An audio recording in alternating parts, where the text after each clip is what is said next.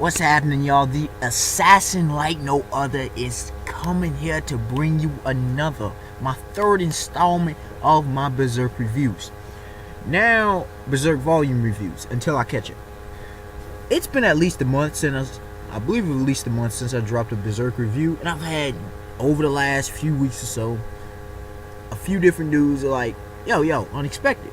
What that review for that Berserk at though, that Berserk greatness, and I'm like, I ain't gonna make excuses. I should have been dropped this. I even read this chapter probably a couple weeks ago. I mean, this volume finished it up a couple weeks ago. It's just a life and interest. Because, man, look, I drop videos when I feel like it. I drop videos when I have time. Okay, it's just how I operate. You know, no exact set schedule. Just when I do it, I do it. You know, hopefully not too late, but when I do it, I do it. Now, here's the thing, man. I guess why this video is coming so damn late is because I have mixed feelings about it, mixed emotions, mixed thoughts, what have you. Because on one hand, like, the pacing was slow. I'm not even gonna front. The pacing was really slow in this volume. It was not as interesting of a volume. It just wasn't. But at the same time, there was some really great quality content and some really necessary content. I mean, hell, when you introduce Griffith, and you could, even if I didn't know the somewhat of the kind of relationship they will have later, which I don't know the full extent, but I know Griffith plays a huge part. And I mean, it was hinted at, period. But still, Griffith, you could tell, is going to be a major player throughout the rest of the series of Berserk. So that in of itself is huge. That's a huge plus. I mean, I was not expecting to meet the 5 lords, the 5 elders, whatever, of darkness. Okay? However you want to say it. So they came out. I was surprised that all 5 showed up. Especially Griffith. Sweet. I mean, we get some backstory on Guts, and we get more characterization and character development. And this whole thing with Count. I mean, the Count things is finally resolved, but it could have been resolved earlier in the volume. But it is what it is, Mior. Okay, I'll take it. Now, to begin with, Guts would have had his behind whooped. But this dude, like, okay, so Teresa comes out, pretty much. And Guts uses her as a hostage. He eventually defeats the Count. That's what happened. Puck's kind of sort of put in work and whatnot. I mean, his whole thing with Teresa, it's like, Then we find out, the 5 lords come up because they've been summoned. Because this dude wants to live. But apparently, this dude's already made a sacrifice, his wife. So we didn't get the full story. But he sacrificed his wife. And they're offering him to sacrifice Teresa. Okay, his daughter. The one he actually does love. And it's like, this is steep. Now, here's the thing about these dudes. They're pure evil, they say, right? These dudes aren't just willing to massacre anybody. They're so evil, they don't even care about humans. Humans are inferior to them. I mean, the fact that Griffith just, like, pretty much, someone calls pimp slaps Guts. He's like, you're not on my level, bro. You are already sacrificed. And the whole intensity of the sacrifice of Teresa, someone you actually love and care about. Because Guts is like, first of all, he's already been a sacrifice. And secondly, you have no, emotional ties to this cat. So, forget Guts. But, because apparently he was Griffith's sacrifice. Like, that's steep. So we see the belittling nature, and we understand Guts. And then we begin to go into the flashbacks. I mean, this dude Griffith, Guts looked up to this cat when they were younger. Guts is like, it's his leader. This dude was promising, like, a hopeful thing. So we definitely need to see what transpired to make this dude go evil. This dude went completely dark side. Like, he's the Emperor Sith Lord action going here. And he does appear to be the leader of the strongest. That's what it seems like. Now, these different dudes are interesting with these 5 Dark Lords, okay? You got Griffith, he looking like, he got these wings, like, it's like a cape on him. He's got this kind of cool-ass design. Really cool design. He's got this charisma about him. His presence. I really thought, the more I kept looking at that female, and I think it showed the boobs a couple times. It showed wings, but she's really sexy. You got her hair. She's interesting. She's always got this, like, this kind of smileless look on her face. And it was confirmed that, Guts has a long way to go before he's ever able to fight these guys. He's got to fight more apostles. I mean, he struggled against this apostle. I mean, these demons ain't nothing to play with. So, I mean, his strategy, his ruthlessness. But you gotta understand the world in which he grew up. And then another dude, the dude who kept joking, like you always laugh. I can just imagine that. But it's like this small bald dude. He may expand his body, we don't know. But he's the one who showed the whole thing with Teresa and what happened, the flashback, the history about Teresa's mother, dead mother, and her father. Dude still wasn't looking good in his when he was, but it is what it is. Mom was looking alright. She was looking attractive.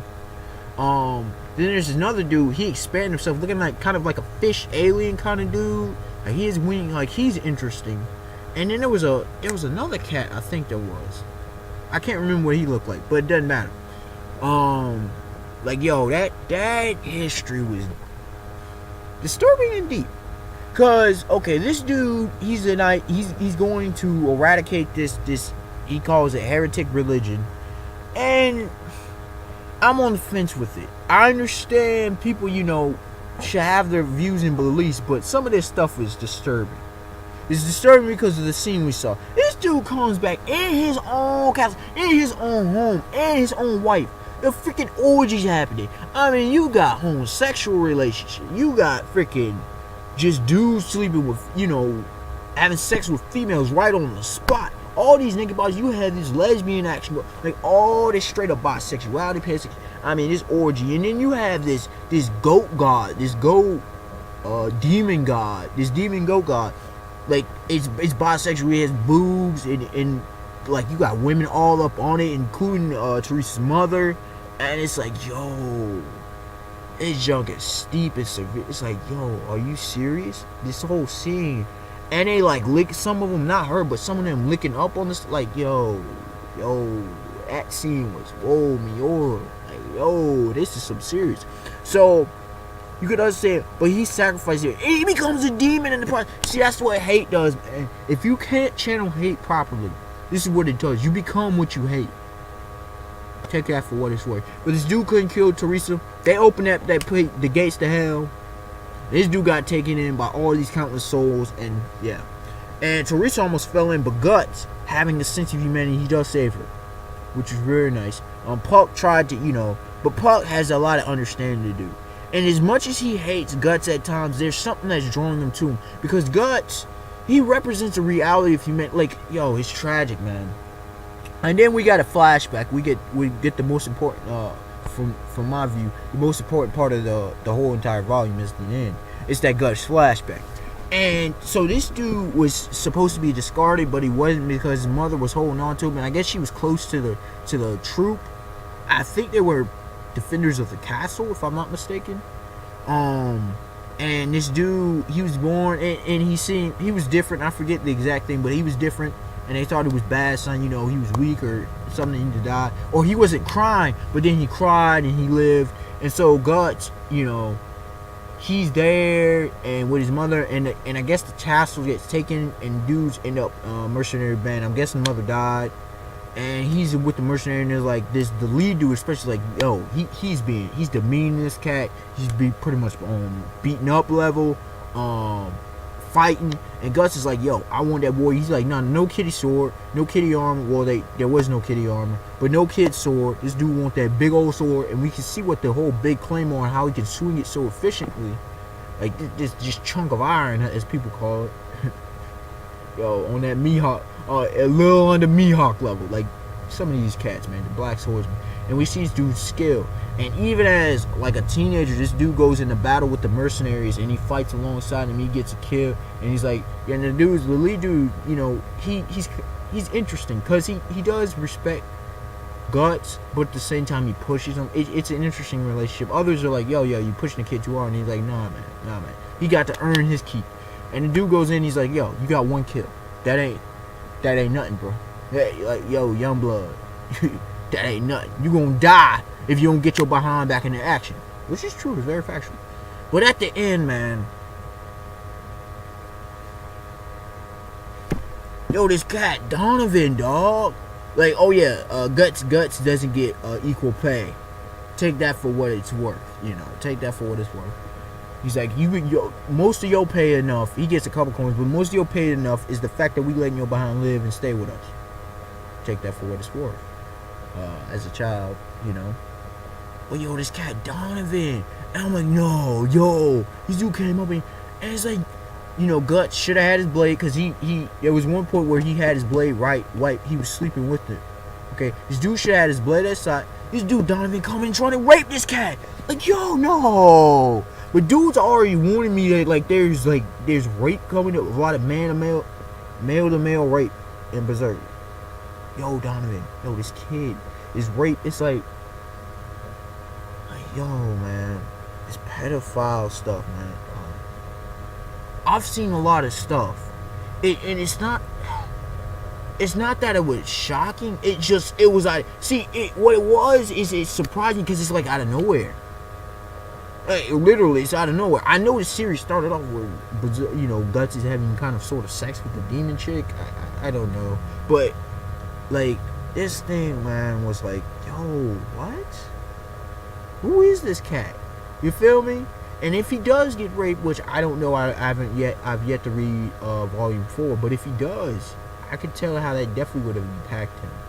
But like, yo, Guts, I understand his way of thinking because of the way he was raised with the whole mercenary thing and whatnot, and the whole strength, and we can see how weak he actually is in comparison to some top tiers or some more powerful dudes. So this volume was very influential.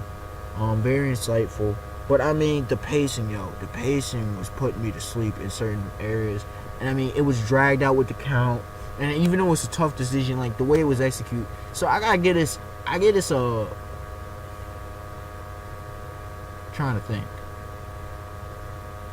6.5, let's say, was it good? I'll give it a 6.5 out of 10. I mean, it's where it's at because of the important stuff. But yo, the pacing was whack this time. I gotta call it out. The pacing was whack. The thing about the comp, because it's like we knew this decision was gonna happen. You feel what I'm saying? And although you had the shocking part and the great flashback, at the same time it's like, I mean, Puck being still one of the greatest side characters. I can't even bump this up to a solid because it's like, it's good. Let me just leave it at it's a good volume of Berserk, and I mean, you know, take that for what it will. Unexpected Wonder, like, comment, subscribe. Tell me your thoughts on this volume or what you think of Berserk. I know the subscribers who are fans, they know about what's going on, and yeah, no spoilers, please, for those, you know, who've yet to read or watch Berserk. And I gotta say this though about the Berserk anime. Like, at least I remember a few years back, or a couple years back or so, I tried watching it and like they skipped a bunch of junk from the beginning. Like a lot of this junk was not here. So take that for what it's worth. All right, y'all. Because I think it was on only a 25 episode. But anyways, I understand why they didn't put a lot of this stuff. Like, yo, this is some adult intense stuff.